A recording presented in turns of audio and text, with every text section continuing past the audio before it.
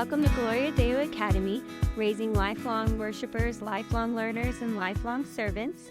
In this episode, we're going to be talking about all things Reading Challenge and Book Parade, and we have Miss Amy here with us to talk about all the good things she has planned. So if you want to say hi, Miss Amy, and tell us a little bit about your background in education and your role at GDA, we're so happy to have you. Thank you, Robin. I'm happy to be here. Thanks for inviting me. So my name is Miss Amy, and I am the Dean of Lower Grammar here at GDA. I oversee all things pre-K3 through second grade, which involves parents, teachers, and students, of course. And I am a longtime teacher. I've been at this for 37 years. This is my first year as the role of Dean of Lower Grammar, and I helped founded the school back in 2012. So I'm one of the original faculty members of GDA. Thank you for being on here today. We're really excited to talk to you.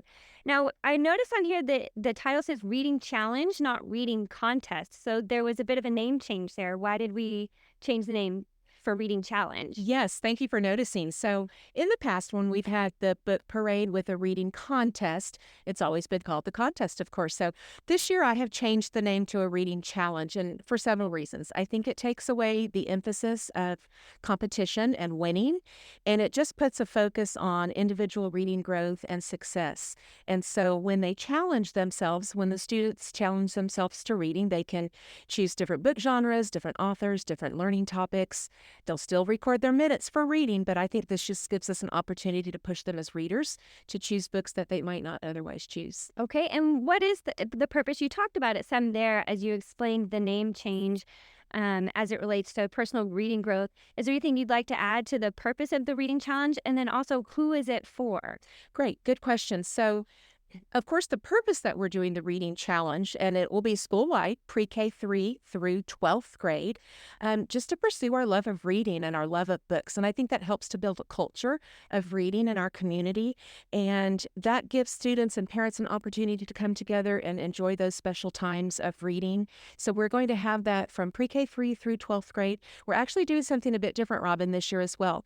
We're going to separate pre-K3 and pre-K4 into their own category for reading, rather than clumping them into K through 12. And so they will have a sort of revised reading challenge with a revised tracker just to introduce them to the GDA reading program and get them started early as our littlest learners. I love that. I love that you found a way to include our pre-K kids, even though they can't read on their own yet, that we're still instilling that incredible value and love of reading in them. Okay, well, I have to ask, all the students are going to know, if it's not a contest, are there still going to be prizes? Great question. So yes, there will still be prizes. And so we're going to have our students from pre-K3 through 12th grade go ahead and record the minutes that they're reading. So not the page numbers, not the minimum of chapters, not the books that they read, but just the minutes that they spend with books in their hands. We'll also allow audio reading or read aloud. So for those little ones, our pre-K3 and 4, and perhaps kinders, early first graders, they will be able to do read aloud minutes as well. So bedtime stories are a great time to track those minutes. And then audio minutes as well. If you have a long commute, if you enjoy reading or listening to stories together as a family, you're able to track your audio minutes. We're separating those into two different categories. And so with prizes put in place, there will be prizes, although it's not a contest. Of course, we want to recognize good efforts and the value of reading as well. So within those different age groups, we're going to award prizes across the board rather than one single winner. So when the handouts come out and you see the information, we'll have prizes all the way from individual winners per class and an opportunity for a class to be the grand prize overall winner, as well as grade levels among some categories. So lots of opportunities for certificates and gift cards and goodies and treats. So that'll be a fun day of celebration. It does sound like it. And there'll be lots of opportunity for that recognition, like you said, for their effort that they put into their personal reading growth. And I like, too, that the audio minutes will be separated from kind of the book in hand. So you have those clearly defined as like we have two different options there. That's right. I think it's super important, of course, a book in hand. It's just we're going back old school to turning the pages and looking at pictures and reading chapter books. Yeah. So a book in hand will be recorded as what we're calling the reading minutes. And then any read aloud or audio minutes will have a separate tracker with a separate category of awards. And those will be the read aloud / audio minutes. Perfect. And maybe we have students who might win both. And I know, like, we have so many families too that then you can really customize it to what fits your family culture of how you engage in reading in your individual family. Exactly. Now we're rounding out this reading challenge. We're celebrating it at the end with our book character parade. And this is a little bit different this year. So we want to mention it's going to look a little different as far as who is participating in the book parade. So let's talk about that and some of the parameters of maybe a little guidance on do's and don'ts for moms. Sure. So our book parade this year will be a book character parade, but we're going to do it from pre-K 3 through second grade. And so the lower grades down here in the little schoolhouse will be the kiddos who are dressing up in costumes. And those costumes will be chosen from any book that has been read or introduced or assigned from GDA. So even our littlest learners who might have older brothers or sisters and who listen in on some story reading at home, they can choose a character from any GDA book. And we'll have some detailed information about costumes and when and where to change and how to put those on and be ready for school. But our idea in separating that is to let these little ones have a day of fun with their costumes and parading. And that gives our 3rd through 6th graders who in the past have also joined in the costume parade, they're going to just move up a step in responsibility and be one of those older kiddos who are line our courtyard area and be the ones cheering on our little learners. I love that. So I'll have 2 kids in the 3rd through 6th grade range, and they're going to love watching my 2 kids in the pre-K kinder range that are in the little schoolhouse. And I know that that's important to them, that we can be involved and support our little schoolhouse kids. And it's kind of their little moment to shine in the school year is their book character parade. And I know I always look forward to it every year. Great. Now, can parents and family come to watch? We would love a great big audience to come and cheer us on for that parade. So parents and families, extended families are invited to come. It'll be first thing in the morning when school starts. And we would love the more the merrier. Come bring some cowbells and clappers and enjoy a parade and just have some community time with us. That sounds excellent. So parents definitely come, and that book parade is actually going to be Monday, April 1st and Tuesday, April 2nd. So if you haven't blocked your calendar yet, go ahead and block that calendar. It is, you correct me if I'm wrong, I think that is right after Easter. Is that correct? So we want to make sure we're ready for school that morning with our normal school supplies and also our costumes.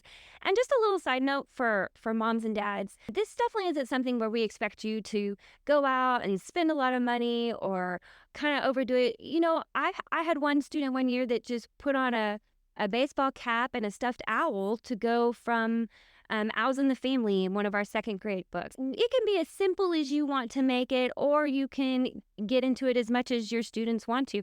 It's really up to you, but please don't feel any pressure or high expectations on it. We would just love for you to come and celebrate all of our students and their reading achievements.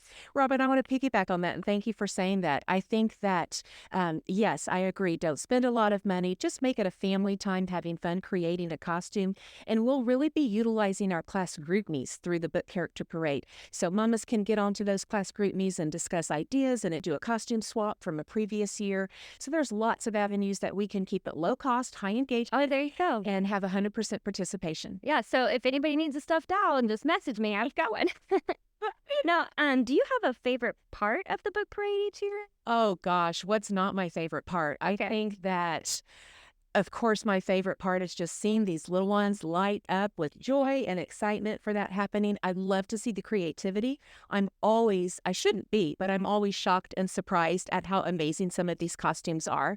And they teach me about books that I might not be familiar with or that I might not have heard of or read. And I'll say, you know, what costume are you? We are encouraging the kiddos to bring the book that they are choosing their costumes from, not a requirement. And please don't go out and purchase the book if it was a school book read in class, but just an added extra bit to that costume is to bring the book, and I just get to learn about all kinds of great characters. That's awesome. Now, we have to be prepared and think of all things, but if there is bad weather on the days of the book parades, is there a backup plan? And And what does that look like for parents, just so we kind of have a heads up in advance? Great, good planning. So we sort of have a plan B and a plan C. So our plan B might just be with a little bit of inclement weather, maybe a little drizzle, a little uncomfortable weather. We're going to make a quick dash from the little schoolhouse over to the Lion's Den.